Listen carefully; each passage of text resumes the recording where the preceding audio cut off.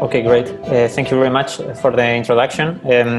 I would like first to say thank you to the organization for the invitation today to share our project and to explain it. And also, again, to emphasize our gratitude of all the team to both the jury, the competition team, and also the exhibition team for their interest in our project, and also and obviously for the acknowledgement of our work with the fifth prize. And before starting to explain the project, I would like to introduce ourselves a little bit. My name is Pedro Pitarch, and I lead an architectural practice which is based in Madrid and focusing the interrelations between contemporary culture production and the construction of societies. And we do that through architectural projects, but also through research projects and also through teaching and academic projects. The projects I'm about to present is ARCHIPEL Labor, an atlas of metropolitan islands for Berlin. And it starts with a kind of a statement that we had in relation to urbanism. We believe that the contemporary city is no longer defined by plans, and we believe that planning is no longer an effective discipline in the production of urbanism, in the production of the city, as it has stopped providing models and tools that can be updated to the constant and changing of our societies. And therefore, we believe that there has been a migration from the urban planning that used to define the modern city to the urban laboratory, which starts to provide a model for the contemporary city. We believe that in our contemporary societies, cities are no longer based on a urban model that used to conceive the metropolitan territory as a continuous whole, as we could see here in the modern city, but instead they are produced following a new model that understands the city as a network of connections between heterogeneous elements, between disparate and juxtaposed elements. The urban plan or the urban planning that we are proposing for Gross Berlin is now redefined as a urban laboratory of metropolitan islands that are scattered over the territory. And the islands are therefore prototypes of the city within the city. In order to understand this condition of the archipelago, we have defined 6 typologies. These typologies correspond to existing metropolitan situations, which currently generate city and build up societies, but which are not conceived within the professional practice of urbanism, nor are they usually represented according to its tools. Therefore, each of them represents one of these uprising conditions in the contemporary city that we wanted to emphasize on them and to try to address them from the discipline of both architecture and urbanism, and therefore to address them with the architectural and urbanistic tools. Some of them, just to briefly mention, some of the typologies that we started to analyze during the first phase of the competition were, on the first hand, the urban domesticity that deals about the domestification of the urbanism. The same typology dealt with pop-up urbanism and the construction of ephemeral environments. The third one with fluid work, and basically was focusing on the notion that each day is more relevant about how work is not restricted in certain typologies of architecture, such as offices or in city center hubs, but is migrating to other places. The fourth typology dealt with industry and was focusing on the next step of the Industrial Revolution, the fourth Industrial Revolution. The fifth of them was focusing on commuting urbanisms and was focusing on the urbanism that is generated in mainly in infrastructural or transport hubs and conjunctions. and the 6th of them was dealing with characteristics that is really singular from Berlin, as the voids that generate the identity of Berlin and has generated the identity of a city like Berlin through so many decades. Before going much more in depth into the examples that we used to formalize these ideas, we first traced four territorial strategies that were implications of the model of the archipelago. The first strategy was dealing with industry and energy, and was the first territorial strategy which proposed a migration from the concentration of the industrial and energetic hubs to a dispersion of them. We were also producing for each of these strategies not just a geographical approximation of them, which was situating the different hubs in different positions, but also sort of a topological diagram that was focusing much more in the relations between different elements more than in their geographical position. The second strategy was dealing with infrastructure and was proposing a migration or a movement from the centrality that right now is happening in the infrastructure of Berlin, mainly focusing on the central model that the 4 main railway station is generating, to a model that was dealing much more with a network of very small hubs, and also proposing other type of relations between different type of mobilities that I will explain later. The third strategy was dealing with nature and was trying to propose a model that was migrating from the seclusion of different type of natures to an integration between different programs and different metropolitan activities within nature, and also generating nature inside of these metropolitan environments. And then the fourth strategy that we were proposing for the whole territorial area of Gross Berlin was focusing on housing and work, and was facing the current territorial inequality between the large residential suburbs of the periphery and the dense hubs in the city center. And therefore it was proposing to hybridize life and work, and moving from the zoning plan to the hybridization for the goal of the 2070. Going back to the archipelago, we were trying to understand the implications of these territorial strategies in a smaller scale, and seeing the relevance of the model of the urban island as examples of territories in which we could understand this process of laboratorization of the city, understanding each island as a laboratory for uprising urban conditions that were starting to appear in the city. In order to do that, we focused on 3 examples. Each of them was dealing with a very different condition. The New Zuidkreuz was focusing on transport congestion. Tegel was focusing on an infrastructural hub that was going to lose its program soon.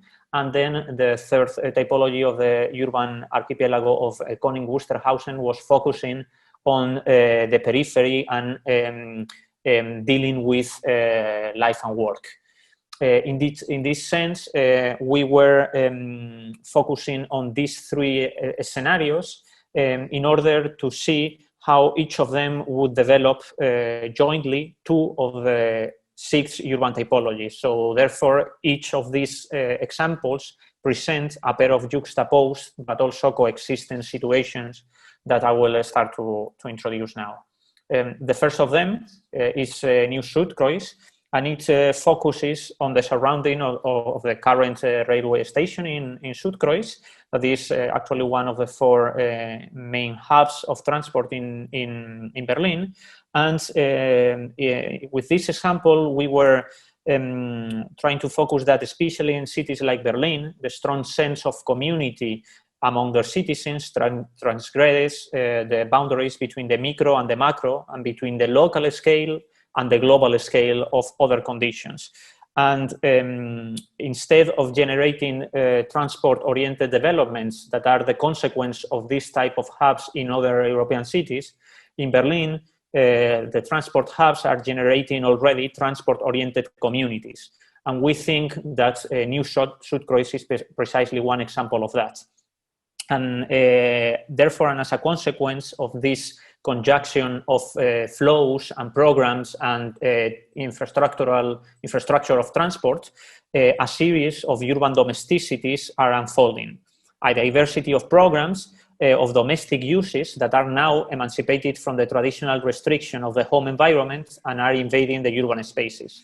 In order to understand this planning, we were proposing different zones that were developing certain programs of these urban domesticities, and that were trying to incorporate into the urban realm programs that more conventionally have developed within the boundaries of the home, but that in this master plan, they are emancipated from the home and introduced into the plan.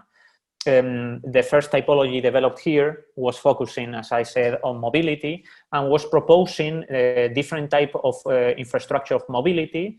Some of them was dealing more with humans, but also with non-humans, for example, as drone ports that would improve the transport of goods and elements between the city.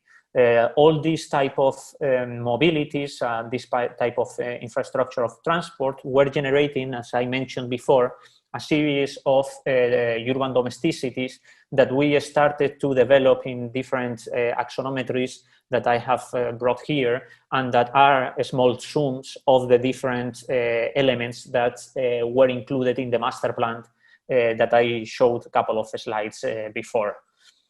Also, the second typology that was developed within this example was dealing with the urban voids of Berlin.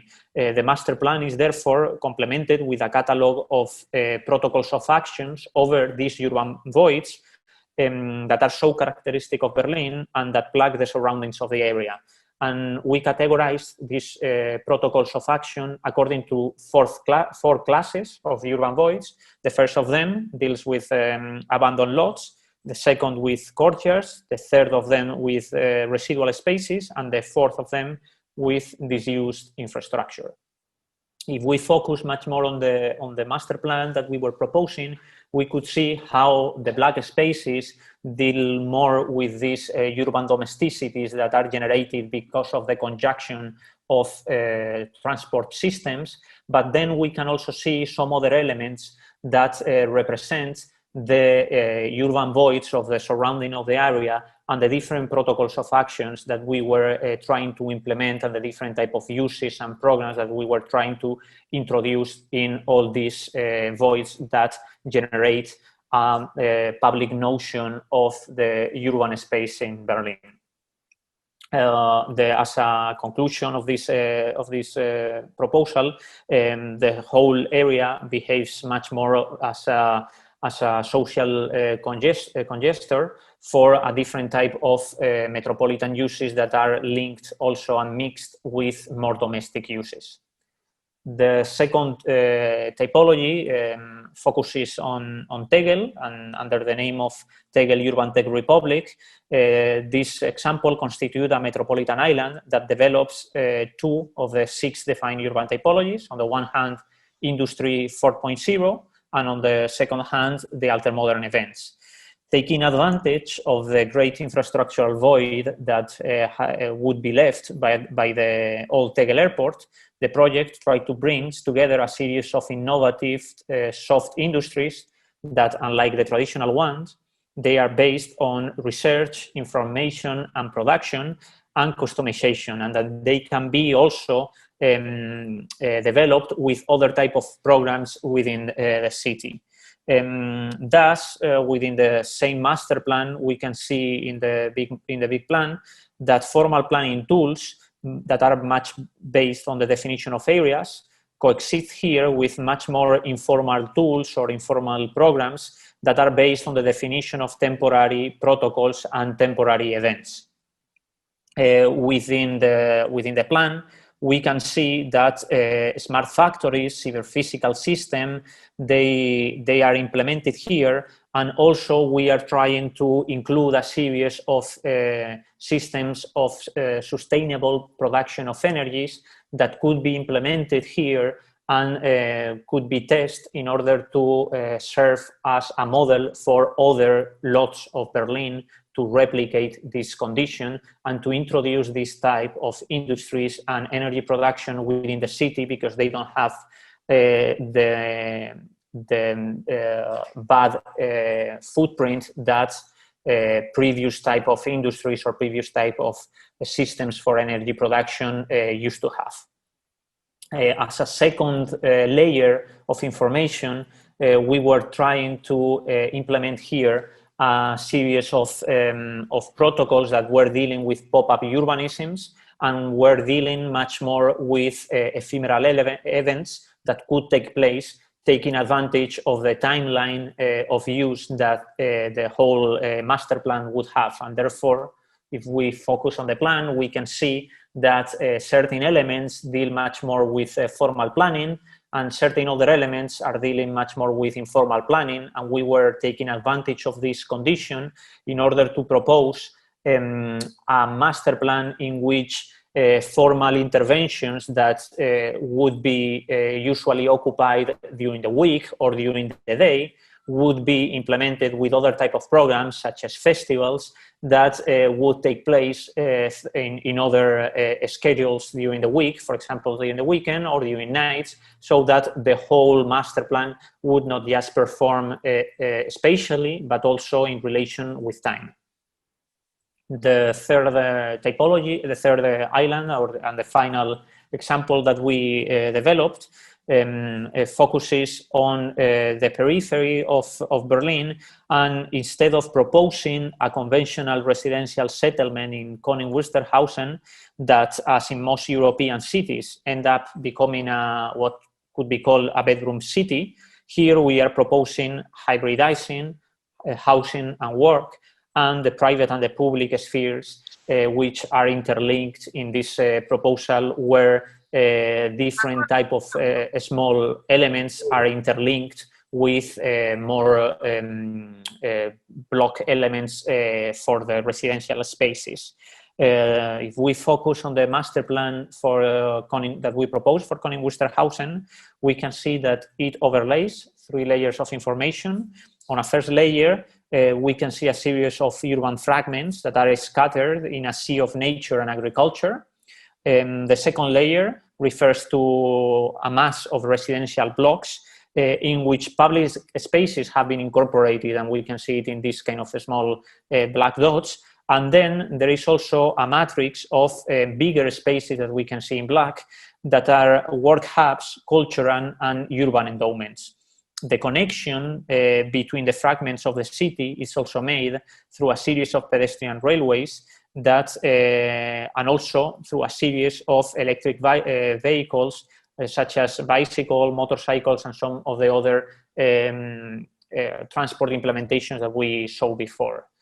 Focusing on the first typology that we developed within this example, we were thinking that the housing blocks of this development should not be reduced to the distinctive character of the intimate and the private, but they could be expanded to the city, incorporating a series of urban capsules. They are capsules of a certain series of metropolitan programs or urban programs, public elements that are inserted into the housing block, generating a hybrid model.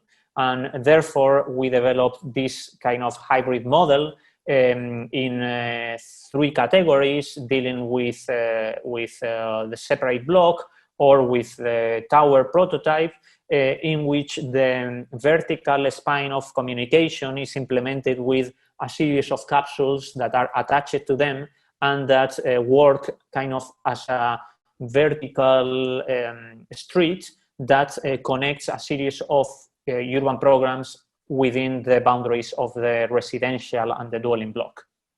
We were also focusing here on the interrelation with work, and seeing that the contemporary sphere of labor has migrated and has shifted from the traditional offices block to other type of spaces, such as co-working spaces.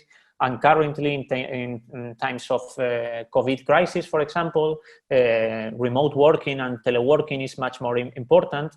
And these are some of the features of work that we were trying also to implement within the projects. If we focus much more on detail on the plan, we can see how the public spaces and the much more even the urban sphere and the domestic sphere are not so much distinguished, but they interlinked within each other, when we can see bigger urban hubs, but we can see also small urban capsules that are injected into the mass of the dwelling blocks. And in between them, we can see a sea of nature that sometimes is recreational nature, and sometimes is also a type of productive nature, dealing with small lots for agriculture that are linked to the future communities that would inhabit this development.